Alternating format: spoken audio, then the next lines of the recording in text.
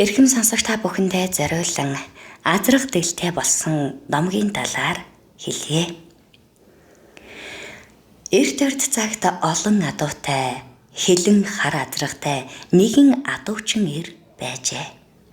Тэрээр өглөө болгон адуун дээрээ очиж адуугаа хамж бүртгэнэ. Нэгэн өглөө адуун дээрээ эртлэн давхиж очихвол адууных нь бэлчээрт үл мэдэх юмд бариулан өгсөн сааралчон хэвтэж байлаа.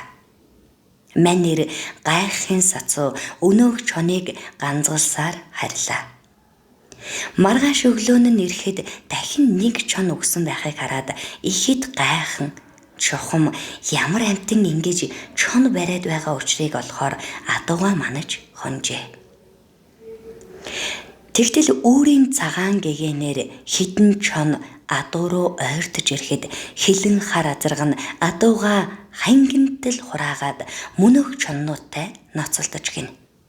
Нэг ихтэй сэрвэн дээр нь харайн гарсан чонуудыг урт дэлэндээ орооцолдуулан газар савж алахыг харсан адуучин эрийн анд хорхойсон шунал нь хөдөлж улмаар азарганыхаа барьсан чоныг ганцгалаад адуугаа тун гэртээ харж азаргаан барьж аваад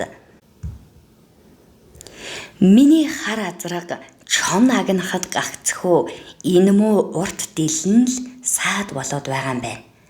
Дэлийг нь авчихвал муу сайн чоннуудыг бөөн бөөнөр нь барих юм байна гэд азарганыхаа дэлийг аваад адуунд нь тавьжээ.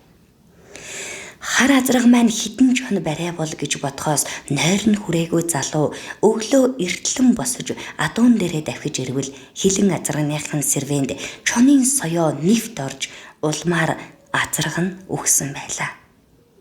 Учир нь хээрийн араатнуудаас ижил сүргээ хамгааж байсан хар азрагны ганц зэвсэг нь түүний сүрж авлант дэлэн байжээ.